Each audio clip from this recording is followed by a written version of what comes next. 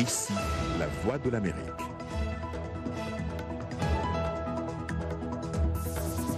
Madame, Messieurs, bonsoir. Bienvenue dans Le Monde aujourd'hui. Voici les titres de ce journal. Nous n'avons pas reçu les mots d'ordre pour rester à la maison. L'appel à une journée ville morte n'a pas été suivi ce vendredi à Kinshasa. Et à Goma, nous le verrons, c'est plutôt à une journée de manifestation qu'on a eu droit. Des gaz lacrymogènes contre des centaines de personnes au Soudan où des manifestations contre la vie chère ont encore eu lieu ce vendredi. Ici aux États-Unis, Donald Trump durcit le ton. Le président américain menace de fermer la frontière américano-mexicaine. Le gouvernement fédéral était toujours partiellement fermé ce vendredi.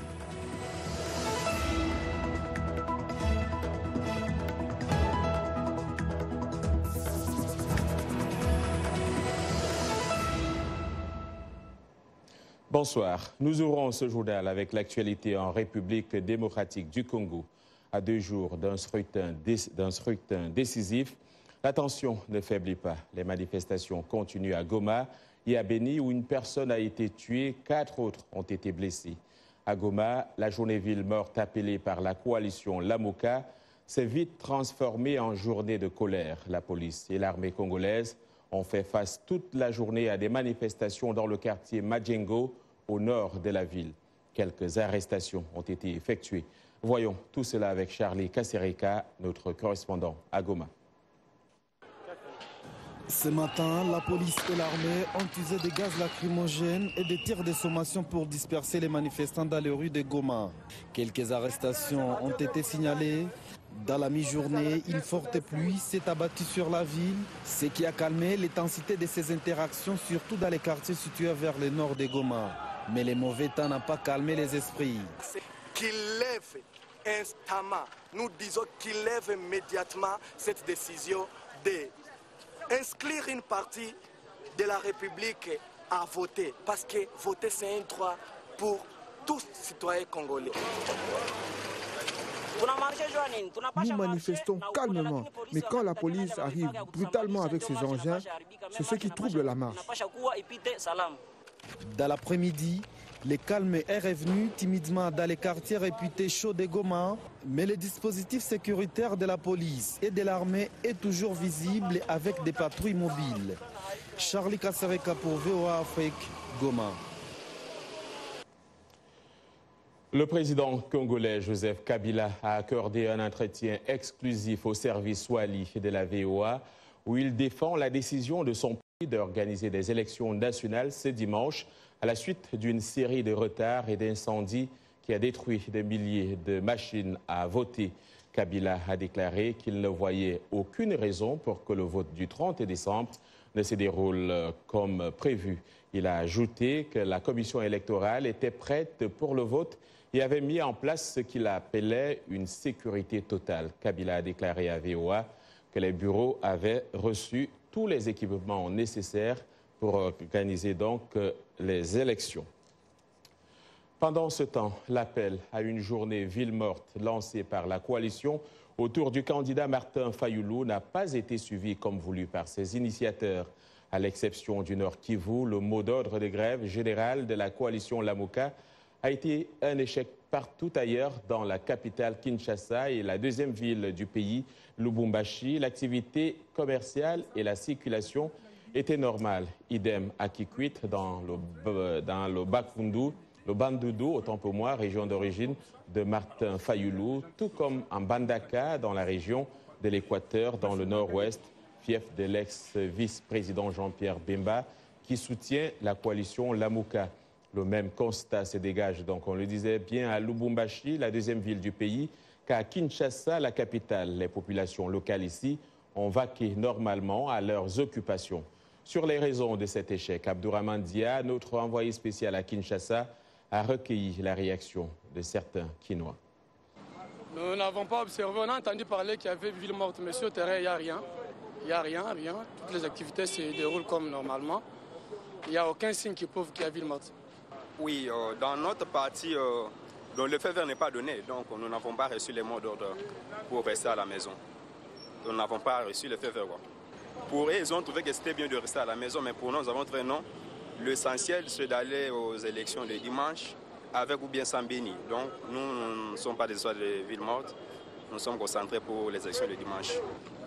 Dimanche, nous irons voter, même avec la machine à coudre. Je dis bien, même avec la machine à coudre, nous irons voter. Les messages n'étaient pas vraiment passés à tout le monde, c'est pour cela que vous voyez ces gens. Certaines personnes sont surpris le matin qu'il y avait une annonce qu'on devait avoir une ville morte aujourd'hui. Si on avait préparé ça pendant une journée, ça pouvait marcher. Direction Kinshasa, justement, où nous attend Anastasie Tudièche, notre correspondante sur place.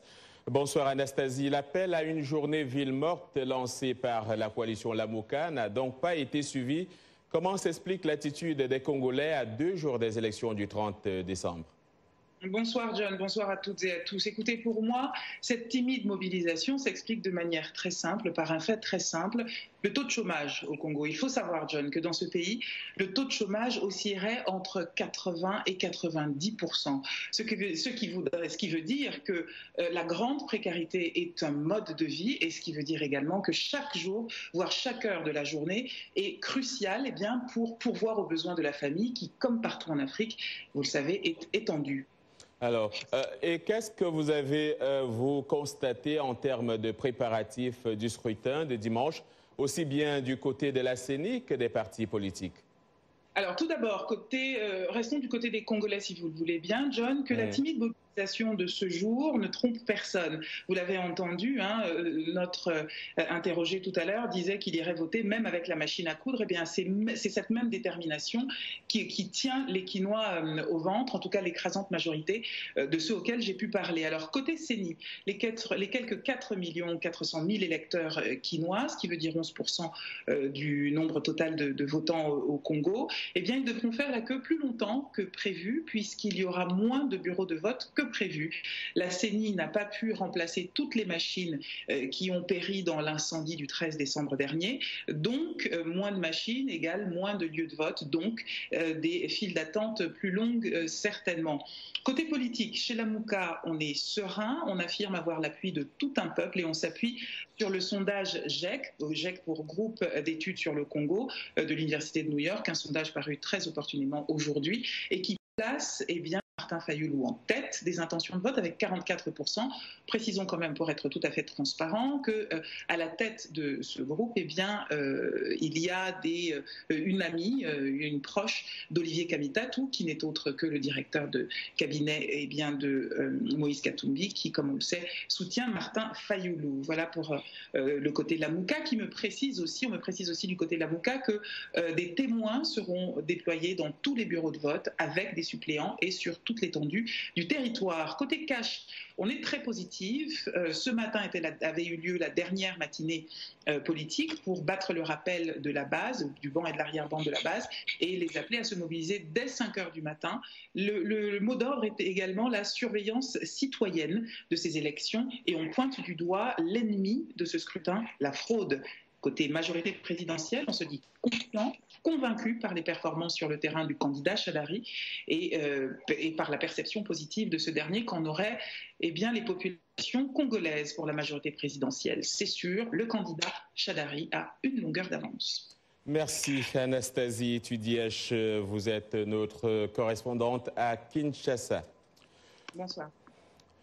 Au Soudan, les manifestations continuent contre la situation économique catastrophique du pays et certains ont appelé à la démission du président. La police a tiré du gaz lacrymogène contre des centaines de personnes aujourd'hui après la prière du vendredi dans une mosquée à Omdurman, près de la capitale. Faisons le point avec Blanche Sanou. Depuis le 19 décembre, le Soudan est confronté à une vague de manifestations parfois meurtrières contre notamment l'augmentation du prix du pain et des produits de première nécessité. Les conditions de vie au Soudan se détériorent. Nous avons des files d'attente partout pour le carburant devant les distributeurs automatiques. Vous ne pouvez même pas retirer votre argent de la banque ou obtenir votre salaire. Tout est devenu très cher et nous ne savons pas ce qui se passe.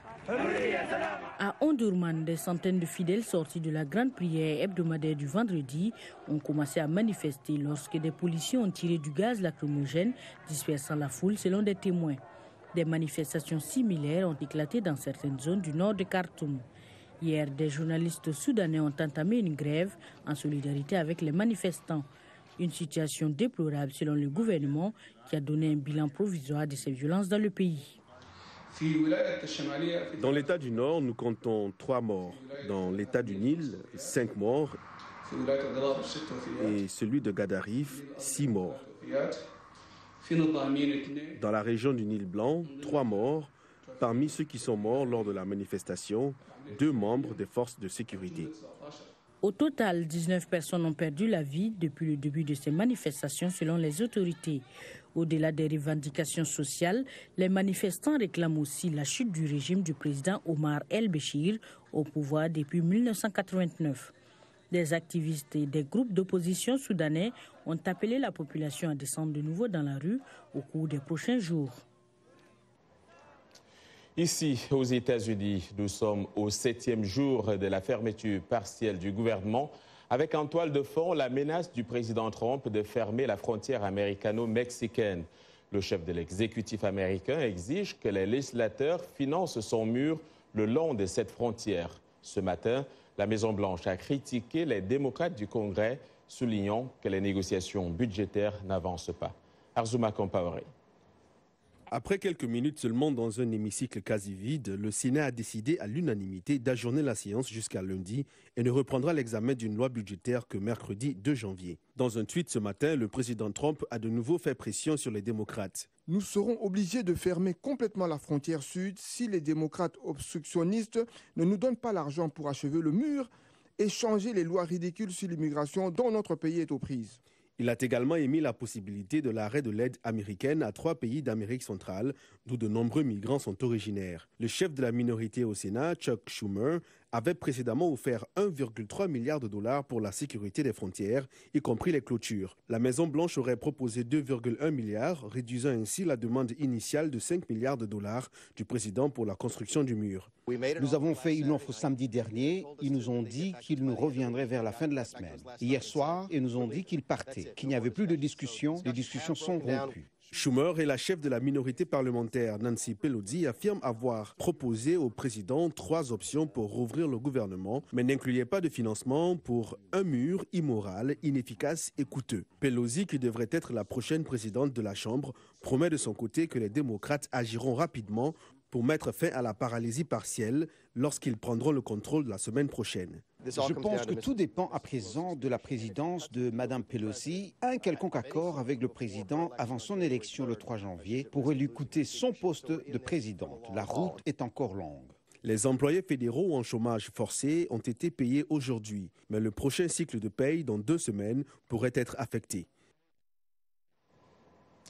Après être resté une semaine à mer à bord du navire Open Arms, sur lequel ils ont célébré Noël, 311 migrants secourus il y a une semaine au large de la Libye par une ONG sont finalement arrivés ce matin en Espagne. Ces migrants, parmi lesquels des mineurs des pays en guerre comme la Somalie, la Syrie, le Nigeria ou du Mali, avaient été refusés par l'Italie, la France, la Tunisie et Malte. L'Espagne est devenue, depuis cet été, la première porte d'entrée des migrants illégaux en Europe devant la Grèce et l'Italie. Plus de 56 000 migrants sont arrivés par la mer depuis le 1er janvier, selon l'Organisation internationale pour les migrations. 769 sont morts pendant la traversée de la Méditerranée. Vous regardez Le Monde aujourd'hui en direct de Washington sur VOA Afrique.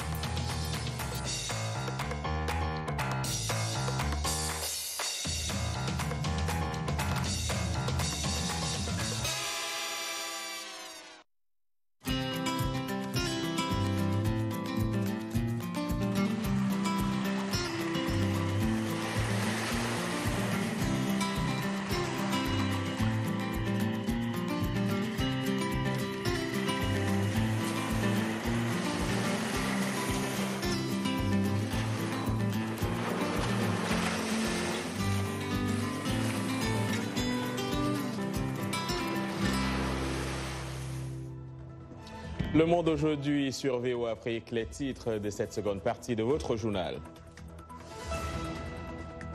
Comment se porte la production cinématographique au Nigeria? Réponse dans un instant avec Up North, l'une des plus grosses productions du pays avec plus de 25 000 figurants. Il a du pain sur la planche, il peint les leaders politiques congolais à sa manière, découverte dans ce journal du caricaturiste Tembo Kachwari.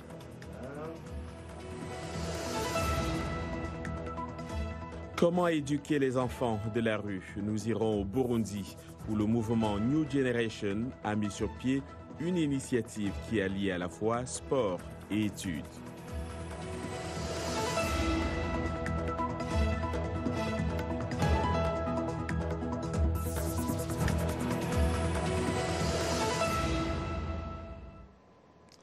Allons tout de suite en République démocratique du Congo pour retrouver un Congolais qui a du pain sur la planche ces temps-ci. Le caricaturiste Tembo Kachwari, Cash comme l'appellent ses amis, suit assidûment l'actualité politique de son pays. Rebondissement après rebondissement, il se lasse d'esquisser la caricature d'un leader. Salwa Jafari. Tembo Kachwari a esquissé certaines des parodies les plus cinglantes de Joseph Kabila. En cette période électorale, même s'il n'est pas candidat à la présidence, Kabila est toujours un personnage principal dans ses dessins. Qui, dans cette affaire, est le maître de l'horloge. Il savait qui il allait désigner. Il y a 3 ans que les Congolais se battent. Ils se sont battus pour obtenir qu'on ne change pas la loi électorale. Ils se sont battus pour que Kabila ne fasse pas de 3e mandat. Maintenant, ils se battent pour que ces élections aient lieu. Donc, c'est une situation qui date depuis plus longtemps. Autre héros dans les caricatures de Cash, des figures incontournables au centre de l'actualité, comme Corneille Nangaa. Alors, ce dessin m'a été inspiré par la dernière sortie de Nangaa, où il explique que les élections se tiennent quoi qu'il arrive. Ou encore Martin Fayoulou. Vital Kamerhe et Félix Tshisekedi, ils ont retiré leur signature. Si on arrive à avoir une alternance, une vraie alternance, c'est-à-dire qu'un des membres de l'opposition prenne le pouvoir demain, je crois, j'ai cet espoir, c'est un fantasme. Je crois qu'on peut arriver à tourner la page. Au fil des jours, cette page semble de plus en plus difficile à tourner. Le report des élections dans la région de Beni a particulièrement marqué Kachwari. Ça fait très mal qu'après autant de frustration, après autant de lutte, qu'on arrive à exclure pour des motifs fallacieux une partie. Ça fait quand même 1 200 000 Congolais qui ne vont pas participer à ces élections. À ces élections qui, c'est vrai, deviennent hypothétiques de plus en plus. Avec ses coups de crayon, Cash a l'habitude de critiquer au moyen de la dérision et de l'humour. Il espère que le résultat du vote de dimanche pourra égayer l'atmosphère sombre qui règne parfois dans ses dessins. Restons en RDC dans notre série « Nous Congolais » consacrée aux élections prévues le 30 décembre dans le pays. Nous sommes allés à la rencontre de Lucie Munjinan Katanga. Cette enseignante de 39 ans et mère de 4 enfants a son mot à dire sur l'élection donc des dimanches. Regardons.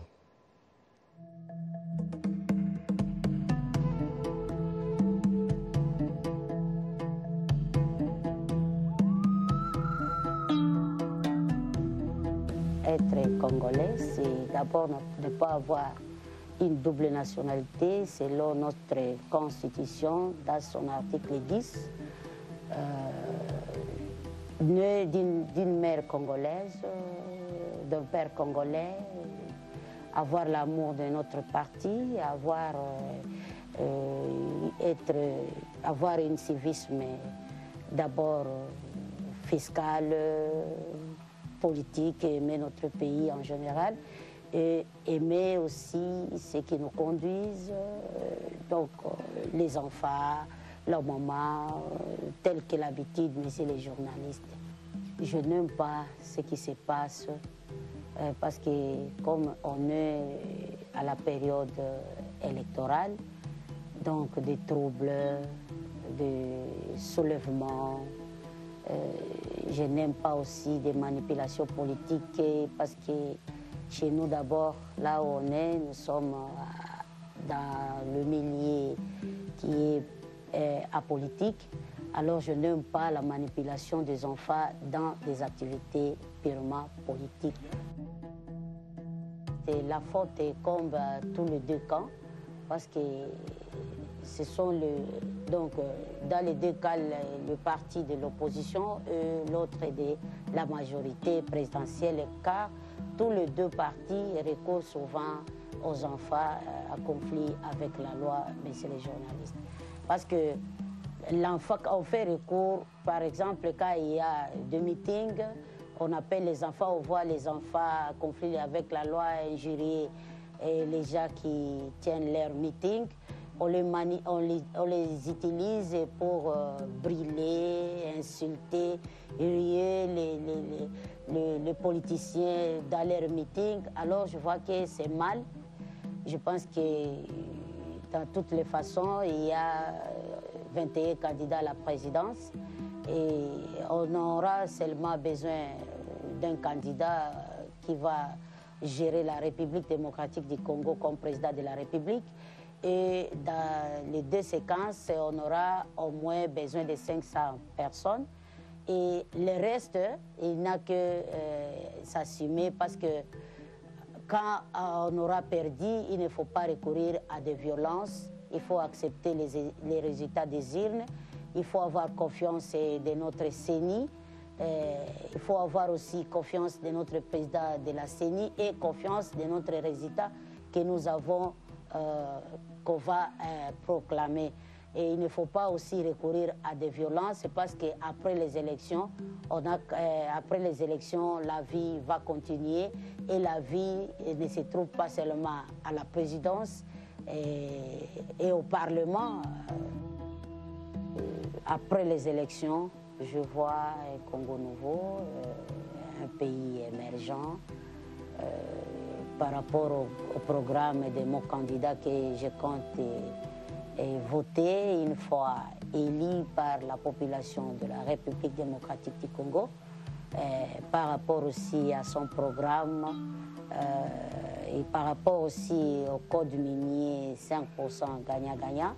Et je vois qu'on aura à bénéficier quelque chose par rapport à la fois passée.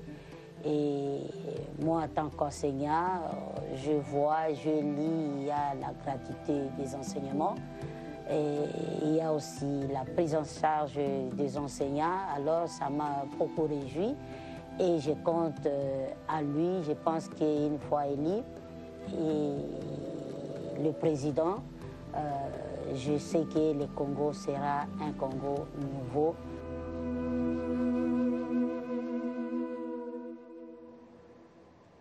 Parlons du cinéma à présent. Avec 25 000 figurants dans une seule scène, Up North est l'une des plus grosses productions cinématographiques jamais réalisées au Nigeria.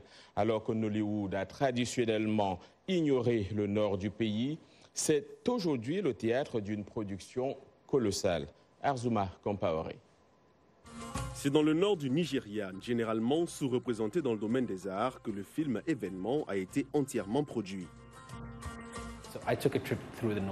J'ai fait un voyage dans le nord et je suis resté pendant 1 an. J'ai rencontré des gens et ensuite j'ai fait du repérage. Je me suis dit que le cinéma était un moyen qui nous permet de raconter une histoire que l'on ne voit pas souvent. C'est comme ça que Up North est né. Il y a beaucoup d'amour dans cette histoire, beaucoup d'entraide communautaire. Il montre une communauté qui se mobilise pour apporter des changements. Le film raconte l'histoire d'un fils d'un milliardaire rebelle envoyé dans un camp de service national dans l'état de Bauchi et de son voyage d'autodécouverte. Ce que je vais faire, c'est essayer de raconter les plus grandes histoires, ce qui non seulement aide notre pays, mais contribue également à la croissance du secteur, car si quelqu'un ne le fait pas, eh bien, cela ne se fera jamais. En plus de mettre le nord du Nigeria en vedette, Up North s'attaque également à des problèmes tels que l'éducation des femmes dans le pays. L'autonomisation des femmes, la construction de la communauté, il y a aussi de la romance, de l'amitié, de la loyauté, il y a tellement de choses. Le film a tellement d'histoires différentes et autant de personnages. La sortie du film est prévue aujourd'hui, 28 décembre, au Nigeria. Up North y partagera le box-office avec les films à succès nigérians King of Boys ou encore God's Calling.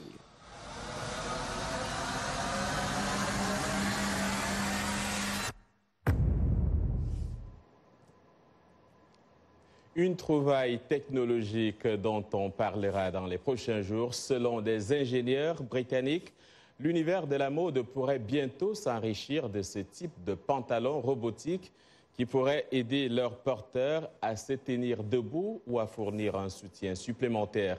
Ces prototypes utilisent des muscles artificiels qui se contractent et tirent le porteur de la position assise à la position debout.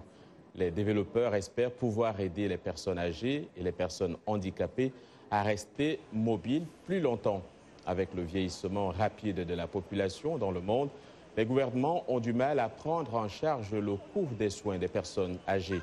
L'utilisation de la robotique pour aider les proches est de plus en plus acceptée, en particulier au Japon, où des robots comme Pepper de la compagnie SoftBank sont utilisés dans environ 500 foyers pour personnes âgées, soit pour des jeux, des exercices et des conversations rudimentaires. Et c'est la fin de ce journal. Merci de l'avoir suivi. Demain est un autre jour. D'ici là, excellent week-end à toutes et à tous.